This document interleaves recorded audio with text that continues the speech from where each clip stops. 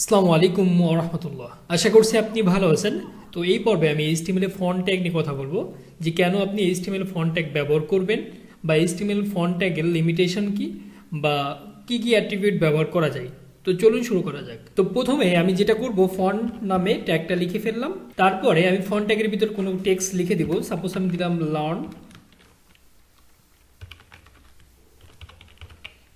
এখন যদি আমি ব্রাউজার আউটপুট দেখি তাহলে দেখতে পাচ্ছি আমাদের রেজাল্টটা চলে এসেছে, বাট আমাদের ফন্ট ট্যাগ ব্যবহার করার ফলে কোনো এক্সট্রা কোনো বেনিফিট বা এক্সট্রা কোনো রেজাল্ট আসে নাই। এখন আমরা ফন্টের একটা অ্যাট্রিবিউট নিয়ে কাজ করব, সেটা হচ্ছে ফন্ট সাইজ।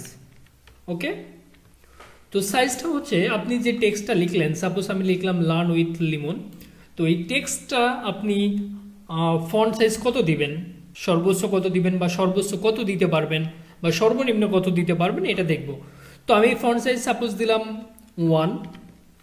এখন যদি আমি ব্রাউজার আউটপুট দেখি তাহলে দেখতে পাচ্ছি যে ফন্ট সাইজ 1 দেওয়ার কারণে আমাদের ফন্টটা অনেক ছোট হয়ে গিয়েছে, যেমনটা আমরা দেখতে পাচ্ছি।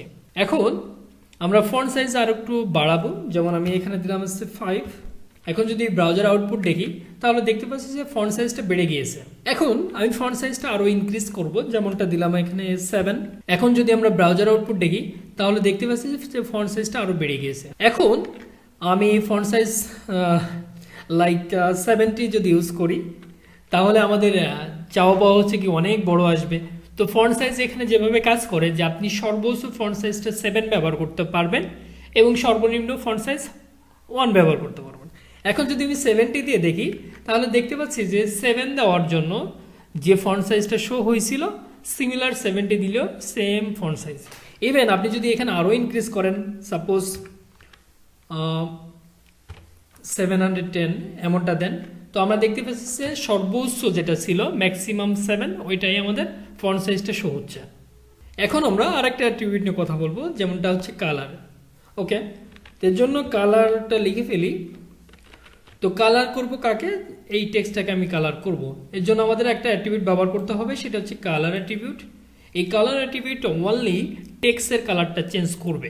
ওকে, তো এখন আপনি কি কালার চাচ্ছেন সেই কালার নামটা এখানে লিখে দিতে হবে। আমি সাপোজ চাচ্ছি রেড।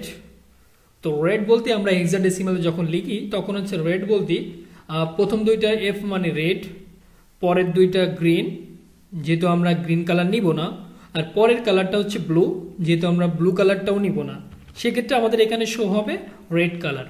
তো আমরা দেখতে পাচ্ছি যে আমাদের রেড কালারটা চলে এসেছে। এখন আমি কালার নিয়ে কিভাবে হেক্সাডেসিমালে কালার নিয়ে কাজ করতে হয় আমি পরবর্তীতে সিএসএস ভিডিওতে আমি ওটা দেখিয়ে দিব। তো এখন আপনি যদি ফন্টের এভাবে হেক্সাডেসিমাল কোড ব্যবহার না করে সরাসরি আপনি এভাবে লিখে দিতে পারেন যে ফন্ট কালার হবে রেড, তো সেক্ষেত্রে আমাদের সিমিলার রেজাল্টটাই শো করবে। এখন আমরা আরেকটা অ্যাট্রিবিউট নিয়ে কথা বলবো, যেটি হচ্ছে স্টাইল। তো স্টাইলটা কাকে দিব, লার্ন উইথ লিমন, বা যে টেক্সটটা আপনাদের লেখা থাকবে বা যে প্যারাগ্রাফটাও হতে পারে। তো এখন আমরা চাচ্ছি এই টেক্সটের ফন্ট সাইজটা চেঞ্জ করব। তো আপনি যখন ইনলাইন বা ইন্টারনাল বা এক্সটার্নাল সিএসএস ব্যবহার করে ফন্ট ব্যবহার করবেন বা ফন্ট সাইজ নেবেন, সেক্ষেত্রে আপনার ইচ্ছা মতো ইনক্রিজ ডিক্রিজ করতে পারবেন।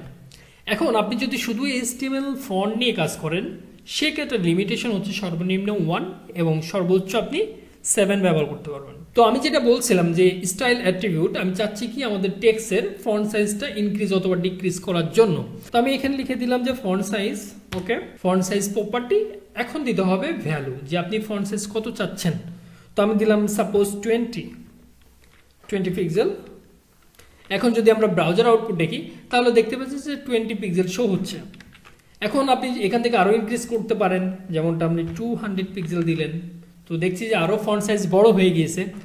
এখন আপনি চাচ্ছেন যে আরও কমাবেন, লাইক আপনি চাচ্ছেন 12। এখন যদি ব্রাউজার আউটপুট দেখি তাহলে দেখতেছি অনেক ছোট হয়ে গিয়েছে। এখন আপনি চাচ্ছেন যে ফন্টের স্টাইলটা চেঞ্জ হবে, বা আমাদের যে টেক্সটে লেখা আছে বা যে ফন্টে লেখা আছে আমাদের টেক্সটটা, সেই ফন্টটা অন্য ফন্টে আমি লিখবেন বা আপনি লিখবেন। তো এর জন্য আপনাদের যেটা লিখতে হবে যে প্রপার্টি, সেটা হচ্ছে ফন্ট ফ্যামিলি। ওকে, ফন্ট ফ্যামিলি আপনি কি দিবেন, যে এখান থেকে অনেক ফন্ট আছে বা আপনার কাস্টম যদি কোনো ফন্ট থাকে বা আপনার পছন্দ যদি কোনো ফন্ট থাকে এখানে লিখে দিতে পারেন। তো সাপোজ আমি চাচ্ছি এই ফন্টটা আমি শো করাবো, এটা আমার একটা পছন্দের ফন্ট।